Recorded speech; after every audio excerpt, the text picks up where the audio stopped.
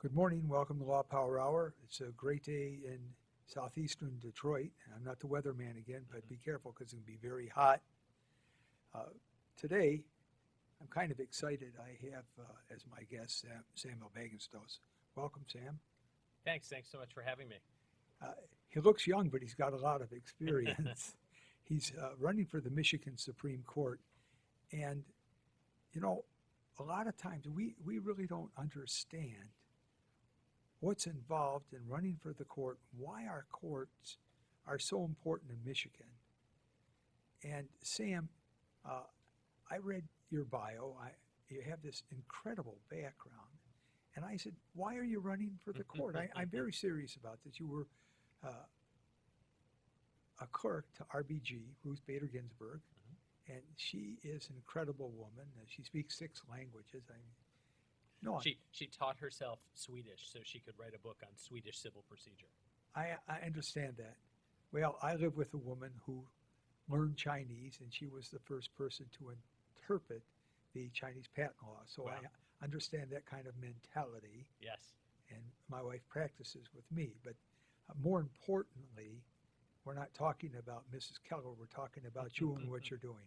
So I want to know, why would you, with you know this wonderful education, you've been involved in some great cases which we're going to talk about, but I want to hear about why are you running for the court? Yeah, it's true. I'm a tenured professor at the University of Michigan. I could just stay there for the rest of my life, and that would be fine. I love teaching there, but I'm running for the court because we see increasingly how important state courts and our Supreme Court in particular is. The I have a caller already. Hold We on. have a caller. Good morning. Hello.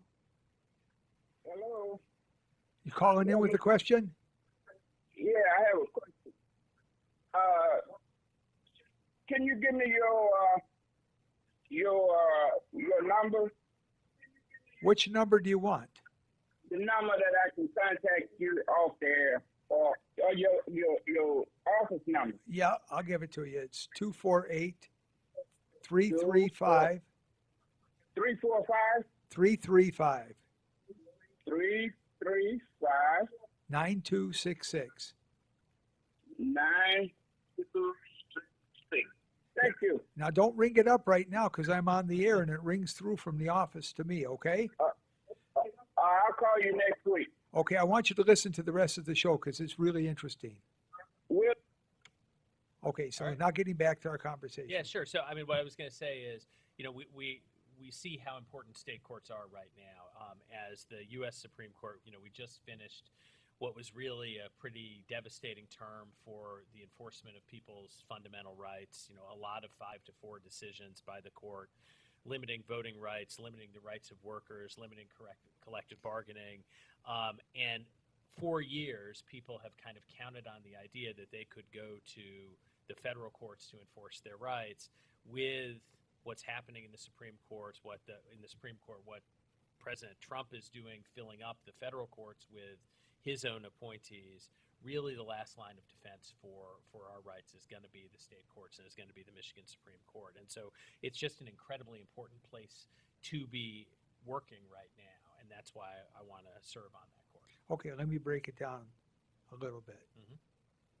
It's very important for people to vote for the Supreme Court candidates in the state of Michigan because there will be more value in voting for the Supreme Court candidates in the state of Michigan as time goes on, especially as it relates to their rights, because the federal system is just being packed with conservative appointees by our present administration. Mm-hmm. Okay, and the reason I broke that down is because, as you and I talked, well, the Honorable Donald Trump, I have to be polite today, the Honorable Donald Trump can pack the courts.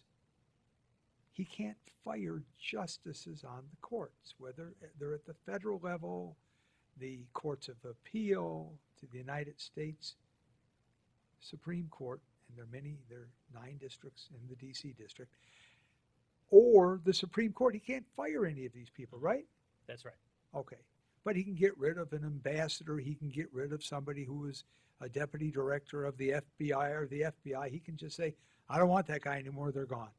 As we've seen. Right. And he's done it summarily. But once he puts them on the court, we're stuck with it. And now he's going to have an opportunity because there are 3 candidates from Michigan on the short list for the appointment to Justice Kennedy's seat to the court, correct? Yes, that's right. So we're going to have the court packed again. And when it's packed, they're usually packed with people in their 50s who stay on the court for 20 to 30 years or longer. Ruth Bader Ginsburg's 86, going to be 87 years old. She's still on the court. Thurgood Marshall was on there until they cut his oxygen off. But he was an asset to us. Thank God he was on the court. And now the Michigan Supreme Court has an opportunity to bring in people who are knowledgeable. And this is what's really important for you to understand. I want the listeners to understand education is really important when you're sitting on the Supreme Court and you have incredible educational skills that we have to talk about. You went to Harvard Law School. That's right. And I know you don't go around talking about yourself, but I'm going to talk about you. That's good by me, yeah. If I remember correctly, you graduated first in your class at Harvard Law School. That is true, yes. Can you imagine having the honor in the state of Michigan of having a member of our Supreme Court who graduated first in his class from Harvard, who has all of these contacts all over the country? Former President of the United States, Barack Obama, went to law school at Harvard and part of the Harvard alumni. You're part of the Harvard alumni right now, aren't you? Yes, and President Obama was 2 years ahead of me in law school. Everyone knew even then that he was destined for great things. But my point is, there's a fraternity in that alumni of the now and notables all over the world who are lawyers. Yeah. So you don't need this job, do you, on the Supreme Court? I don't. I mean, the reason why I'm running for this job is not because I need it. I have a great job that I will have for the rest of my life if I want it. But the reason why I'm running for this job is because it's a really important moment for this court. And I've been fighting for people's rights for my whole career. And this is the central arena where the fights for people's rights are going to be fought over the next 20 years. Speaking of fighting for people's rights, here is the man, and I want you to call in if you have questions about it, who championed the cause for the Flint citizenry in the United States federal courts to keep the case alive. The state court cases were dismissed, correct? There were a bunch of cases. The federal court case I worked on was actually dismissed, which is why I came into the case. So a bunch of citizens of Flint sued Rick Snyder and his appointees and various emergency managers and other officials to say that what had happened in the water crisis violated their constitutional rights. And a federal judge actually threw that case out of court, said even if there was a violation of your constitutional rights, you can't sue because you can't bring a constitutional claim about clean water. And a lawyer who I'd worked with in the past called me up and said, will you take this on appeal because this seems wrong? And I read the decision and I thought it was wrong, and we took the case on appeal to the Federal Court of Appeals, the Sixth Circuit in Cincinnati, argued it last year and won it to get the Flint residents their day in court finally. So now they're going to get their day in court, and I want the listeners to understand this. It's really important. What does that mean to the citizenry of Flint? Well, I mean, it means a couple of things. It hopefully in the end means that people who've been injured get some compensation for it and are able to force the state and the city and the officials who were involved to do something to actually fix the problem. But also it means that as the case moves forward, we get more information out about what exactly happened, right? So as cases move forward in the federal courts, there's this process called discovery where the parties can actually get information from each other, get the relevant documents, find out what happened, and hopefully present in open court the facts of what happened. We know a lot about what happened in the Flint water crisis, that there have been a number of investigations, but there's a lot we still don't know or that hasn't become public. And trials can be an important moment for making public what wrong was done to people and holding folks accountable for that. Now, this is a perfect example of why you would want a person with Sam's background to serve as a jurist in this state, because he has a sensitivity to people's rights. And that's what's important, having a sensitivity to people's rights. Now, I also read in your CV about your work in civil rights. And one of the most important areas of civil rights that is not often discussed has to do with people with disabilities' civil rights, because they're the forgotten group. It's very, very difficult to tell if a person has a disability by looking at them. And I'm not saying that unless they have an appliance, unless they, God forbid, need to use a cane or a crutch, or they're in a wheelchair, they don't have a label on them that says that I'm disabled. But consequently, people have rights and they have to be protected. And some of those people, they were denied jobs, weren't they? Yeah, I mean, so this is one of the things I've spent a lot of time on in my career is representing individuals with disabilities and their families.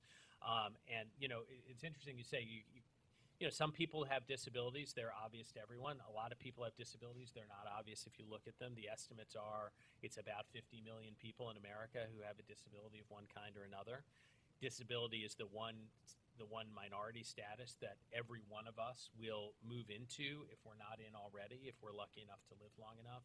And yet we have still prejudice, stereotyping, and a society that's just not built with people with disabilities in mind. And so, yeah, I've represented people who've been denied jobs because of their disabilities. I've represented people who just want to do the basic day-to-day things that everyone takes for granted, like going to the movies, like going to the park, and can't do that because the places are inaccessible.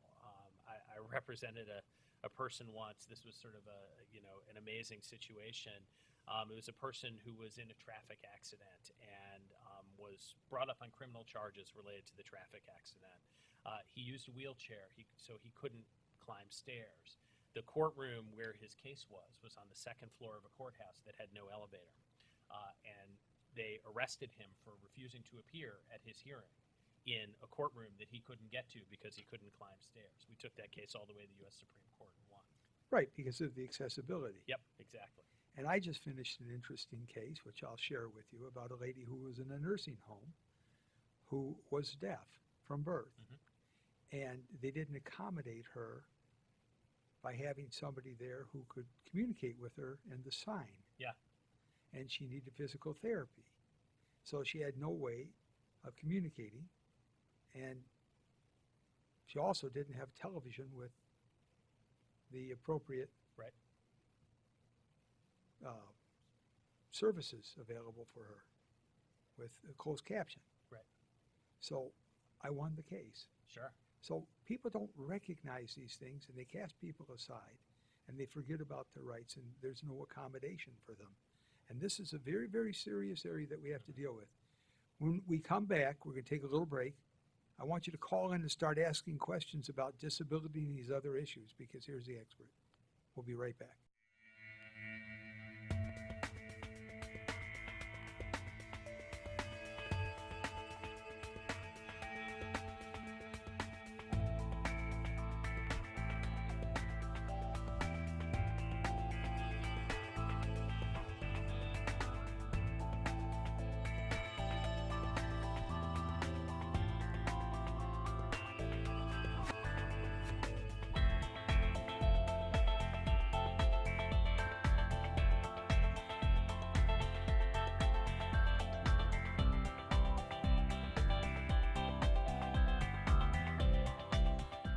Are you in legal trouble?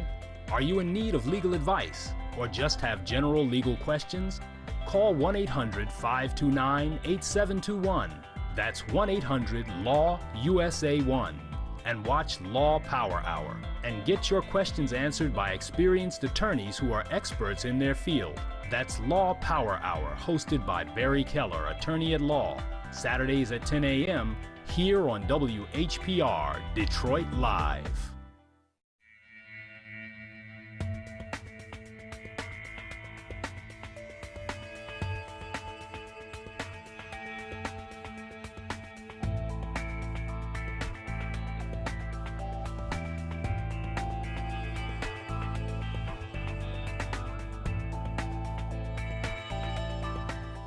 I want to expand a little bit on this disability issue because it's really important. You know, portability, the ability to go from one place to another is very, very important. And being able to assist people in traveling, for example, getting preferential seating on an airplane, being able to accommodate people with wheelchairs, being able to accommodate people who come on a plane with an oxygen concentrator. These are big issues, aren't they? Oh, they're huge. They're huge. You know, and because I've worked in the disability community and on disability issues for the past 20 plus years, I have a number of friends, you know, who use wheelchairs, a number of friends who have, you know, various kinds of appliances they need to bring with them on airplanes and need to get accommodations. And the number of stories I hear about, you know, the accommodations not being available, or, you know, their wheelchairs being destroyed by neglect, essentially, when they're getting on an airplane. I mean, it's really, you have to think about it as this is a fundamental thing that everyone else takes for granted. The ability to get from place to place, as you say, you know, that was in the African American civil rights movement of the 1960s, right? That was one of the most essential rights, was the ability to travel across the country and be accommodated everywhere. You know, obviously we still haven't fully enforced those rights, but since 1990, we've had a guarantee in the United States that people with disabilities also have the right to be accommodated, and that's not as enforced as it should be. Now, we're going to break that down, though. Yeah. They can do it on two levels. They All can right. do it on the state level, and they can do it on the federal level. Exactly.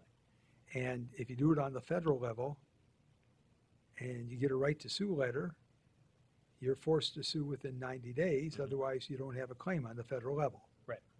But you can still have a claim on the state level. I think it's very important. I mean, I really do think people need to understand just how important the state courts are, or can be, as protectors of people's rights. You know, people often think about, you want to enforce your rights, you go into federal court. And as I was saying before, I think that for the next generation, we're going to see federal courts that are increasingly closed to claims of civil rights and constitutional rights. And the state courts are going to be that much more important. In Michigan, we've had strong laws on the books on anti-discrimination for a very long time, you know, both with regards to disability and with regards to other kinds of discrimination. And it's important to understand those can be enforced in state court. And the same thing holds true in terms of police brutality. That can be enforced through state court. Absolutely, absolutely. And under the federal level, that threshold is very difficult to overcome because of Monell. Mm-hmm. Yeah, I mean, so you know, that's in the Obama administration. So one of the parts of my bio that we didn't really talk about, in the Obama administration, I worked under Attorney General Eric Holder to help to rebuild civil rights enforcement after the Bush administration.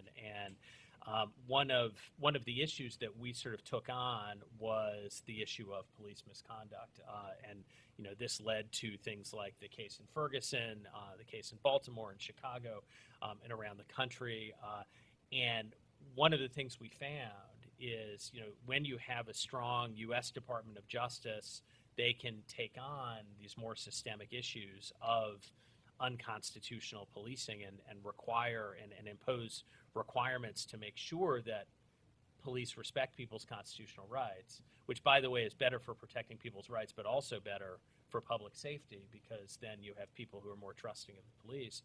But it's very difficult in the federal courts for individuals to hold police officers and police departments accountable. We do have state courts that are available to do that, and it's an important place to do that. Well, we have more opportunities under the Michigan law for the handicapped than we do in many other states when it comes to employment. Yeah. And things have changed, fortunately, for us in Michigan. in that area.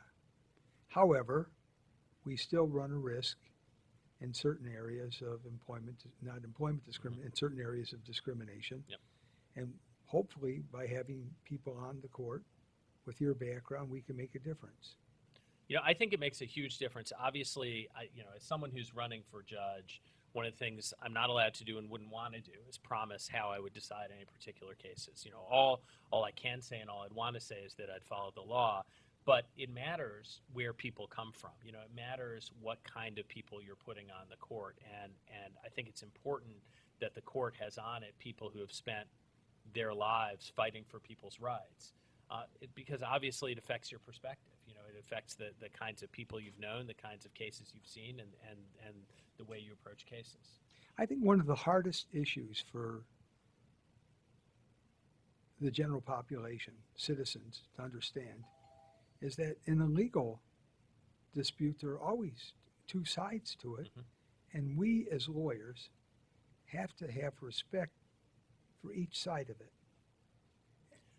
I think that's really important. You know, and it's one of the things, you know, I teach law school. That's my day job at this point. And one of the things I try to do with my students, you know, is to make clear to them, you can't be a good lawyer if you can't figure out how to argue both sides of a case. It doesn't mean that a good lawyer has to work on both sides of a case. You know, it's totally fine and I think, you know, laudable to say, you know, I want to be a person who represents people whose rights have been violated and I want to enforce those rights. But you're not going to be good at that unless you can put yourself mentally and empathetically in the position of the other side to say, what are their strongest arguments going to be? Because yeah, I mean, one of the things about law is, at least in the American system, it's an adversarial system. There are two sides that fight it out, and you know, you take the strongest arguments on one side and pit them against the strongest arguments on the other, and the judge has to decide. You know, when you're in law school, we use a didactic approach where we're required to stand up and not be a reciting toad, because we get put on the spot. We get asked a lot of questions by people like yourself, like Sam asks a lot of questions, I'm sure, of his students, and to continue on, well, what about this? Well, what about this? And what about if this happens or this happens? Because you want to see how you think on your feet. Then on the flip side, someone's got to answer same questions on the other side, or he may take one person and ask them to discuss both sides of the case. And they have to be prepared to discuss both sides of the case, which leads me to the next very, very important point. And I want your discussion on this because I think it's really relevant. People oftentimes, well, let's take the caller first and then we'll get to it. Sure. Good morning. Good morning. I've been in and out listening to your show. You always have a great informative show. But as it stands, it appears that legal is made evil. With the rights has been looted, the pensions has been looted, and the constant violation of the Constitution. The education has been dismantled. So there's constantly things being done and laws being violated and laws being made to continue to bleed the peach. Thanks for taking my call. I will continue to listen. Well, thank you. You know, I want to tell you, I really appreciate your comment because it leads right into the question I was just going to ask. Here's the big problem. So, a person's charged with a crime. I can't even use the name John Doe anymore because somebody may have that name. So, a person's charged with a crime, and his family comes down there, and they're saying, well, he's innocent. He shouldn't be charged. So the prosecutor says, well, they had probable cause to go forward with the case, so they have to go forward with the case, and there was enough there that reasonable minds, you know, could conclude that he's guilty. Well, the family's very angry that the person's being prosecuted.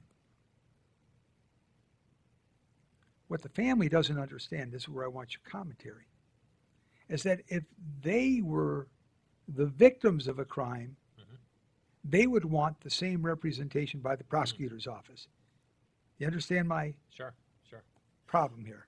Yeah, I mean, so I think it's very important we have a criminal justice system with two sides.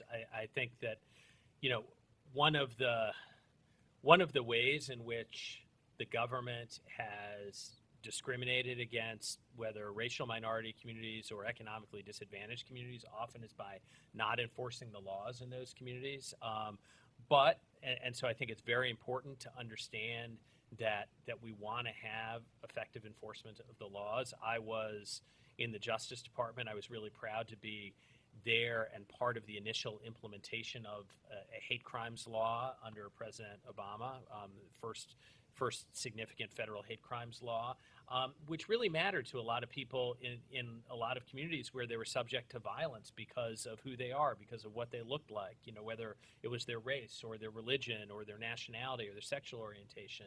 If we don't enforce those laws, we're saying we're not giving equal protection of the laws to individuals in those groups. On the other hand, I think it's really important we have a system that, if it works, that's supposed to work this way, where people who are accused of crimes have real protections, you know, so they have protections not just in terms of they're innocent until proven guilty, and they have to be proven guilty beyond a reasonable doubt. They have constitutional rights, you know, that limit the way that police can interfere with people's privacy, that limit the kinds of tactics that police can use, that ensure a fair trial. So it's really important that we have both sides of that. And I think sometimes it's unfortunate a little bit that judges are elected, in the sense that sometimes when we get into political disputes about the law, people want to emphasize one side or the other, and we really need both. The point being that the perpetrator of the crime and the victim of the crime should be on equal footing. Yeah, I mean, I think we need to know, you know, we need to have a system that ensures that we're fair in determining who is the perpetrator of a crime. And on the other hand, we have to make sure that the victim's protected. Absolutely. Because we don't want someone driving down the road at 100 miles an hour killing somebody who is out of work, impoverished, and their courts are very dismissive and say, well, you killed that person, but he wasn't an asset. I hate to be that crass, but there are some jurors who feel that way, and we're only going to give them 30 months in jail compared to 60 years to life for killing somebody. Yeah, and I think one of the things that makes people really upset about our justice system and our court system in general is when they feel like there's this double standard, when they feel like that if you're rich or you're powerful, you're connected, you know, you might not be prosecuted for things that other people would be prosecuted for. You'll be sentenced more leniently. Or on the flip side, if you're not, you're going to have the book thrown at you. I think we need to have the same fair standard for everyone. We need to have good principles of restorative justice, so that, you know, we don't think of the justice system just as about, you know, locking people up. I think we made a big mistake in this country for 40 years of deciding locking up more and more people was the right way to go. But we need to have the same fair standard for everyone, not a double standard. Well, that was political. I mean, let's just get to the roots of it. It was political. We'll take a break and be right back.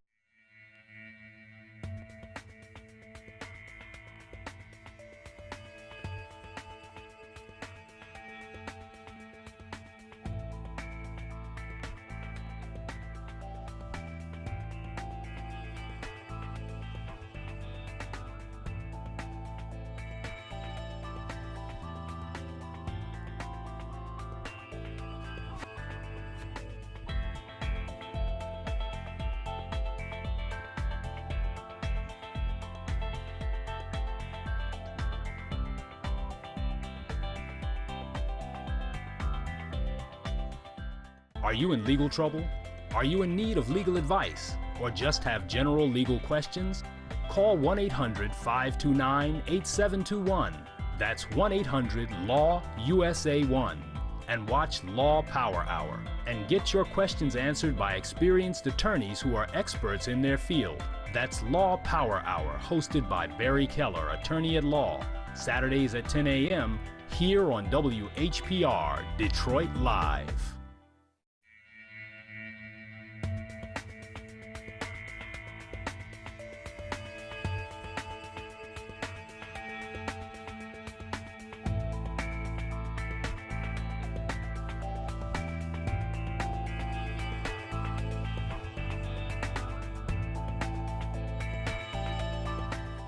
One of the interesting issues is that you run on nonpartisan. Mhm. And when you run as a nonpartisan candidate on the ballot, you're on the ballot, but you're not at the top of the ballot. Where are you? Well, so it depends on what county you're in and what the ballot's going to look like. It's either going to be at the bottom of the ballot or on the back of the ballot, and so that's one of the issues. Is getting people actually to focus on remembering to vote for the Supreme Court, because a lot of people think, if they check that straight ticket box, they've voted for all of the positions on the ballot, but they haven't voted for the judges, because the judges are on the nonpartisan part of the ballot. Now, it's confusing.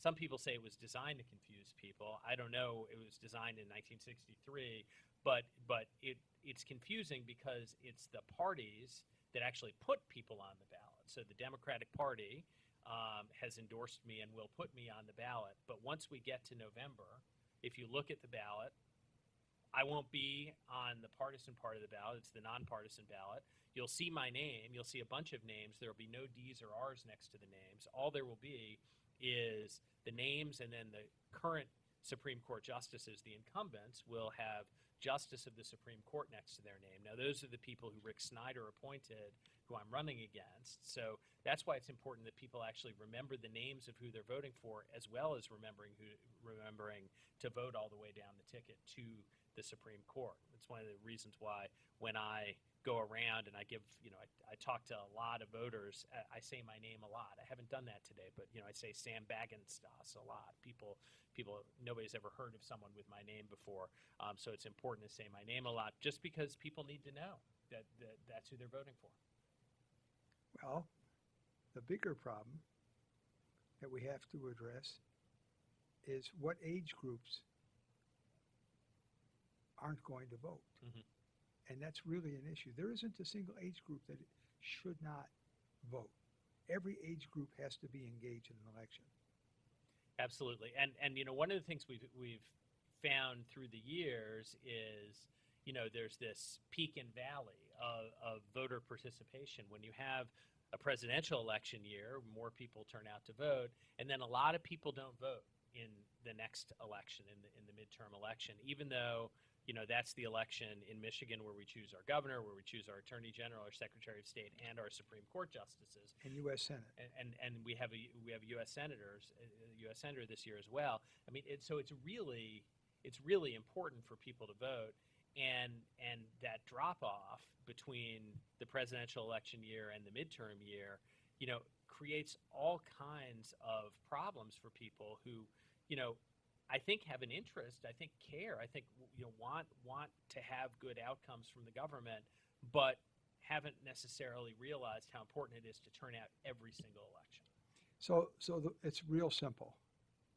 Your vote counts in an election. There's no electoral college that controls your vote. Mm-hmm. Each person's vote in this election is an important vote, and we want you all to vote because your rights are affected in different ways.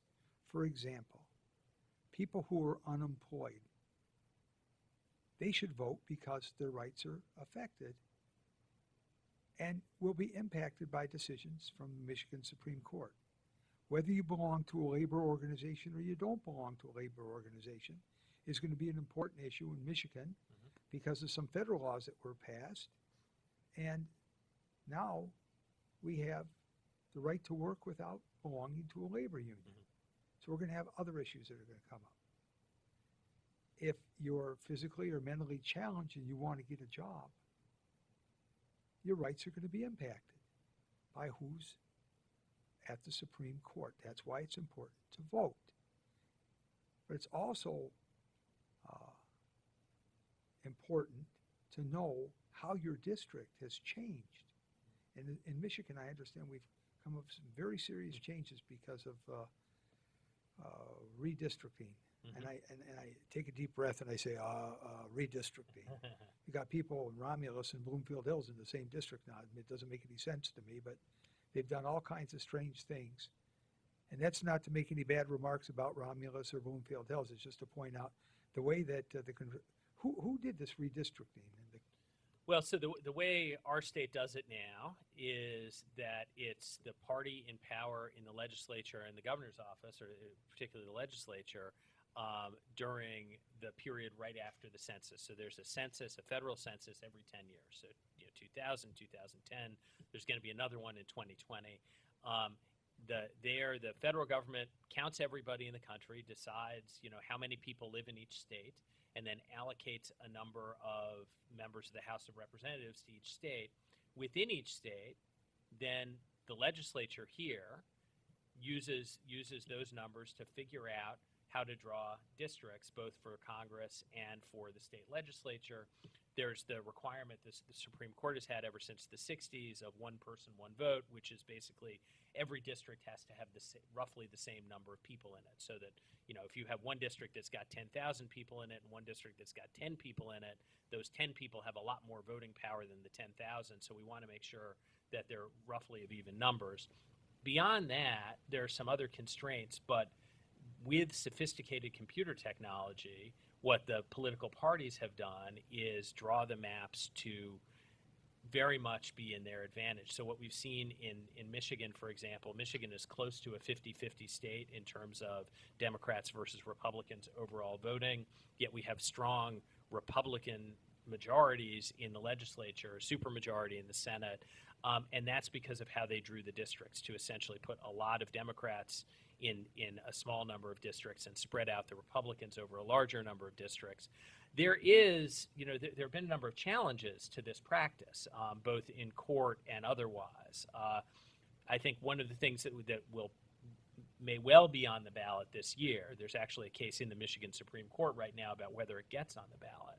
But one of the issues that may be on the ballot this fall in November is the creation of an independent citizens commission to draw district lines that would have equal representation of both parties plus a number of political independents. And a number of states have done this. Arizona and California are among the most notable, which the idea would be to create a sort of fairer, less political districting system.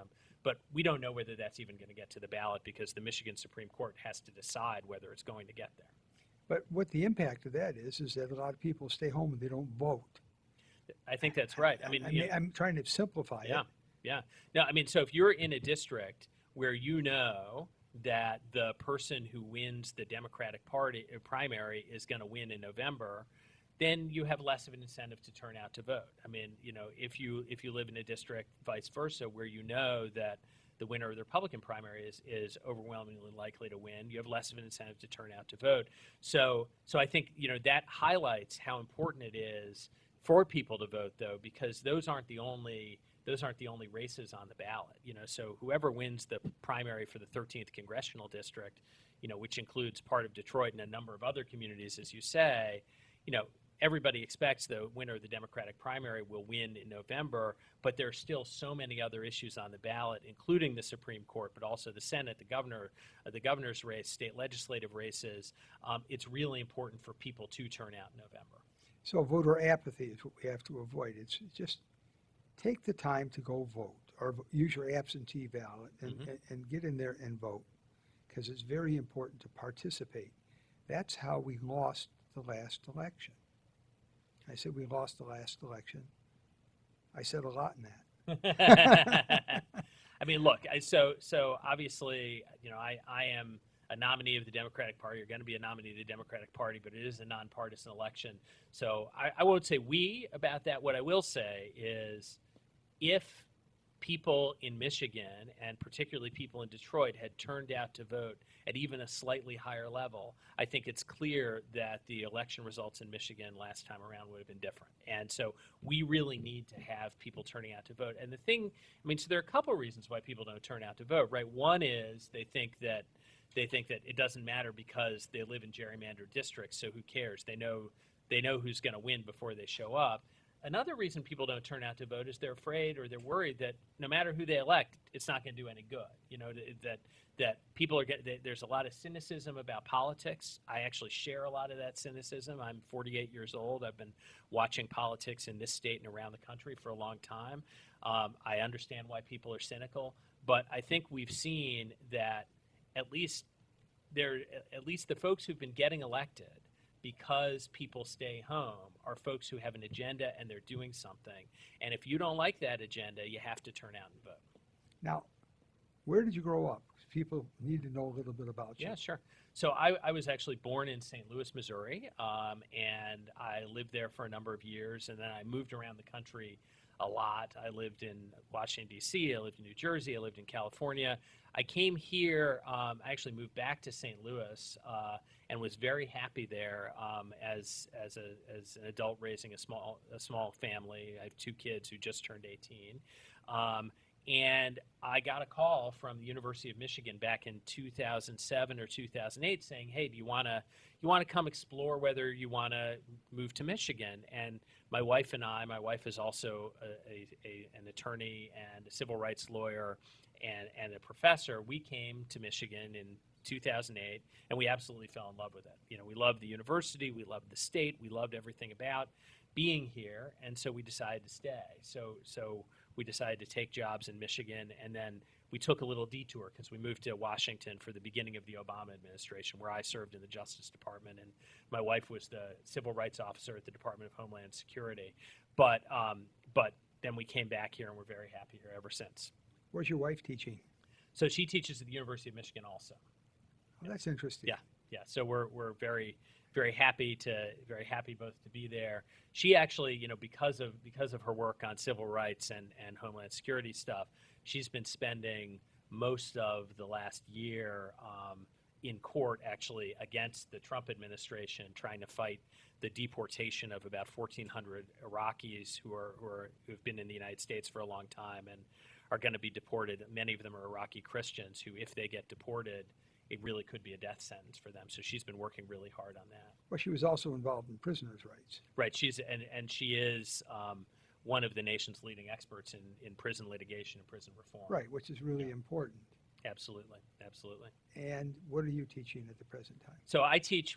So I've been on sabbatical as I've been running, but I teach constitutional law. I teach civil rights litigation. I teach employment and labor law. I teach disability law. That's actually, I wrote 2 books on disability law. So it's mostly a collection of constitutional and civil rights courses. We're not going to take a break because our technician isn't available, so we're going to get right into our next subject that Great. I wanted to talk with you about. As I told you earlier when we were visiting, I have a real problem with the failure of the courts and the legislature to understand the seriousness of the educational problems that exist in Detroit. And we've talked about this on the air in the past. And I know you're familiar with the Highland Park case and the recent case decided in federal court, which was lost. And I'm somewhat frustrated because the right to education seems to me to be a right that should be protected under the United States Constitution. And it's an apparent breakdown somewhere in the thinking of our jurists that the right to education isn't a fundamental right because it leads to so many other problems. If you can't read or write, you can't get a job. Then you get branded, and I say branded, quote unquote, as an idiot, and I just call what it is on the air. Some people use vulgar terms, retarded, but you're misplaced in society. When you're misplaced in society, it becomes a disability, and whether it's true because you haven't learned or it's true because you actually have a learning disability, it's the same label, correct? So why did the courts drop the ball again and deny this case?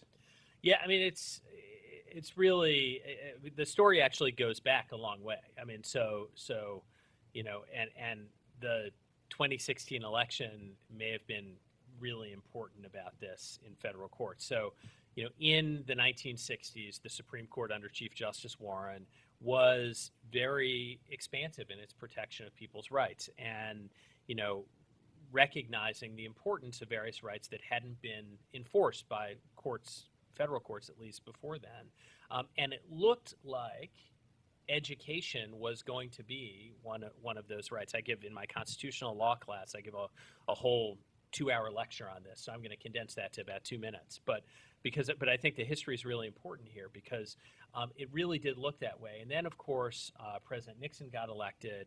He appointed a number of very conservative judges to the U.S. Supreme Court, and the court said, we're not in the business of recognizing new rights anymore. And so, notwithstanding all of the arguments that you're making, and which are very well grounded arguments, that education is a basis for, is a precondition for so many things we take for granted in society, whether it's a job, whether it's participating as an active citizen. We need education for that. The Supreme Court said in 1973, in a case out of Texas called Rodriguez, education isn't a fundamental right. They left open the door in another case out of Texas that if you're, hold on. Please. Good morning. Good morning. Yes, we need to take it to the next highest court. We can't just settle and recognize nothing's going to be done. We have to keep trying to fight. Yep. Okay, well, we'll get This into that is now. injustice that is beyond belief, because without education, you're like an immigrant that can't speak the language. Exactly. So Why don't they take it? Okay, we're going to discuss it. Hold on. Let's get to the second question. Sure. Good morning. Morning. So you said in 2008 you decided to move to Michigan, and that was the height of the fallout from the housing industry, the automotive industry. So what actually was great about Michigan that you decided to come here? Yeah, no, that's a great question. So, I mean, what I'll tell you is, I mean, I was living in St. Louis, Missouri, which was also hit very hard by the housing crisis and a lot of what was going on in the economy. So I think that was a problem everywhere. What I liked about Michigan, I loved the university. The university was to me the greatest place to teach. I went to a public university myself, and I believe in the mission of public universities. So that was really important to me. Well, I like that this is a diverse state, and it's a state with urban areas that are have a strong tradition. It's also a state with a lot of natural beauty. I thought this was a great place to be. So I'm really happy to be here. And so on the education thing, I mean, I think so the Supreme Court said in the 70s, look, U.S. Supreme Court said we're not going to do this as a matter of federal law. It looked like that might change if President Obama had actually gotten his appointment for the fifth vote on the Supreme Court, which of course Mitch McConnell in the Senate, kept him from having, and then Donald Trump appointed Neil Gorsuch. One of the things that's important, though, is that across the country, after the U.S. Supreme Court said, we're not in the business of protecting educational rights as a matter of constitutional law, a number of state courts stepped up. So around the country, state courts throughout the country said, we're going to protect educational rights, and we're going to protect a right to at least a minimal, basic, adequate education. And one of the things that happened in Michigan is the courts haven't done that, and we can talk about that once we take this call. Good morning. Hello. Hello. How are you? Hi. Would you call in and ask us a question, please? Oh, yes. I would like the attorney to give name and to answer the question, which election, if he could be on the primary election and the November election, or both? I'm sorry, I didn't really hear that. Could you repeat that question? I'd like to know his name, for him to say his name, and whether he's going to be on the 7th and the November election ballot. Gotcha. Okay, thank you. We got it. So I am Sam Bagenstos, and I'm going to be on the November 6th ballot. So not on the primary ballot, but on the November 6th general election ballot. So watch for my name there. And so just on the education issue again, so in this Highland Park case, and we're sitting in Highland Park right now. In the Highland Park case, the lawyers and plaintiffs in that case, I mean, it was kids and families in Highland Park who sued, saying, look, our schools are falling apart. Physically, they're just deteriorating. We don't have textbooks. The textbooks are out of date. And if we have textbooks at all, and when you get to high school, 90% of the kids are failing the reading, writing, and math tests, the state reading and writing and math test. That's not complying with the state constitution. The State Court of Appeals divided over that. Two judges said there's no constitutional right here. One judge, Judge Shapiro, wrote a dissent, which I urge people to read, saying, detailing all of the facts and saying this violates the Constitution, and the Michigan Supreme Court refused to hear the case. Now, a change in the court could mean differences in what kinds of cases the court would hear. Obviously, I can't make any promises, but it matters who's on the court. Okay. Now, the nice lady who called in and asked for information, spell your name out so she hears it, she knows who you are, and our listeners know who you are. That's great. He's not from The Hobbit. I get that sometimes. Yeah, so Sam Bagenstos, not Bilbo Baggins, Sam Bagenstos, and it's Bagenstoss, and you're going to have to look for the nonpartisan part of the ballot, which is probably going to be flipping it over, and you look for Sam Bagenstos on the ballot. And when you look for Sam Bagenstos on the ballot, I want you to remember what he stands for. He stands for the rights of the citizens of the state of Michigan to be fairly represented on the court. He's not being politically appointed. He's paying to run. He's got to spend money out of his own pocket for a campaign. He took a sabbatical from a job at the University of Michigan as a law professor. He's tenured, so that means he earns a nice piece of change for being tenured. He gets to write books. He's published. He can take speaking engagements. Doesn't get paid for speaking here. But the point is, he has an opportunity to maintain that if he chooses to, but he wants to give it up and serve the state of Michigan. And I thank you for it.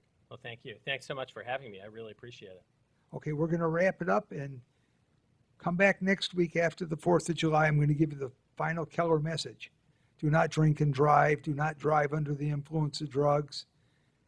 Do not take your gun out if you don't have sparklers and shoot it in the air because you could injure somebody. Just be safe and don't drink unless you've got somebody else driving you. And have a good time. Have a good 4th. Thank you.